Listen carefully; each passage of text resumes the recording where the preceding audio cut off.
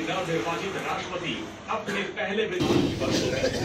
द्वीप में कई इंफ्रास्ट्रक्चर प्रोजेक्ट में निवेश किया है और द्वीप देश में अपना प्रभाव काफी बढ़ा लिया है।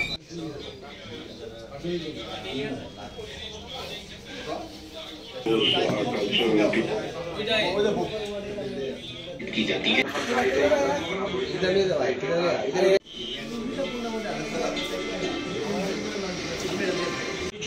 इस परंपरा को तोड़ते हुए चीन जाने का फैसला किया, काफी बढ़ा लिया है, जिसकी कीमत मालदीव किस तरह चुकाए।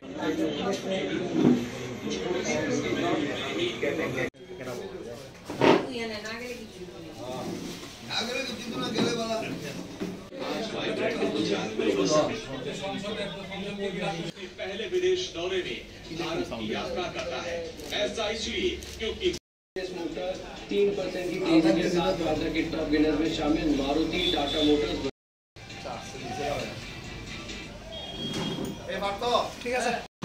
हमेशा से बेहद मजबूत रहे हैं, लेकिन मोइचो ने इस परंपरा को तोड़ते हुए चीन जाने का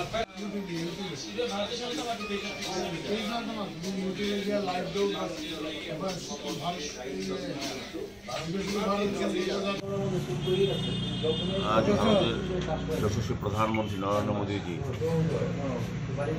भारत संकल्प यात्रा अंग हिसाब सारा देशवासी भिडियो कन्फारेंसर माध्यमे যারা বিকশিত ভারত সংকল্প যাত্রার সুবিধাভোগী তাদের সঙ্গে সরাসরি উনি আলোচনা করছেন এবং বিকশিত ভারত নিয়ে 2047 আমাদের ভারতে নতুন ভারত গঠন করার যে উনি চিন্তা ভাবনা করেছেন, যে পরিকল্পনা, সেটা নিয়ে বিস্তারিত আলোচনা সরাসরি বিভিন্ন জনপ্রতিনিধি, সাংসদ, বিধায়ক এবং যে সমস্ত জনপদ পর্যায়ে সবার সঙ্গে যোগাযোগ করে উনি এটা সমগ্র ভারতবাসীর কাছে পৌঁছে দেওয়ার চেষ্টা করছেন। বিশেষ করে গত 15 নভেম্বর বিকশিত ভারত সংকল্প যাত্রা যেটা শুরু করেছিলেন যশস্বী প্রধানমন্ত্রী, সেটাকে সারা দেশে সমস্ত অংশে মানুষের কাছে পৌঁছে দেওয়া এবং কেন্দ্রীয় সরকারের বিভিন্ন কর্মসূচি জনকল্যাণে যেগুলি নেওয়া হয়েছে একদম অন্তিম ব্যক্তি অবধি সেই স্কিমগুলি বা যেগুলি রচনা করা হয়েছে গরিব মানুষের কল্যাণে সেই সকল কর্মসূচিগুলি পৌঁছে দেওয়ার জন্য উনি আজকে সরাসরি সমস্ত জনপ্রতিনিধি, সমস্ত ব্যক্তি, সুবিধাভোগী সারা ভারতের সমস্ত অঞ্চলের সঙ্গে উনি সরাসরি ভিডিও কনফারেন্সের মধ্যে যোগাযোগ করছেন। আজকে তারই অঙ্গ হিসেবে আমরা আট বড্ডালি মণ্ডলে আমরা প্রধানমন্ত্রী এই ভিডিও কনফারেন্সে সরাসরি যুক্ত হয়ে আমরা ওনার যে চিন্তা ভাবনা বা দেশ যে দিশা বা 2047 ভারত গঠন করার জন্য উনি যে সংকল্প যাত্রা শুরু করেছেন এবং কত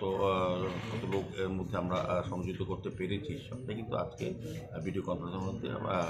প্রচার করা হচ্ছে এবং দেখানো হচ্ছে এবং প্রধানমন্ত্রী সরাসরি নিজে সংযুক্ত হচ্ছে। আজকে মণ্ডলে আমরা বসেছি, মণ্ডলের সভাপতি সঞ্জয়বাবু আছেন, আমাদের ভারতীয় জনতা পার্টির স্পোক্স পার্সন নবেন্দ্র ভট্টাচার্য মহোদয় আছেন এবং বিভিন্ন আধিকারিক আছেন, কর্পোরেটররা আছেন। সার্বিকভাবে সমস্ত জনগণ, সারা ভারতবর্ষের সমস্ত লোক আজকে প্রধানমন্ত্রী সরাসরি ভিডিও কনফারেন্সে যুক্ত হচ্ছে।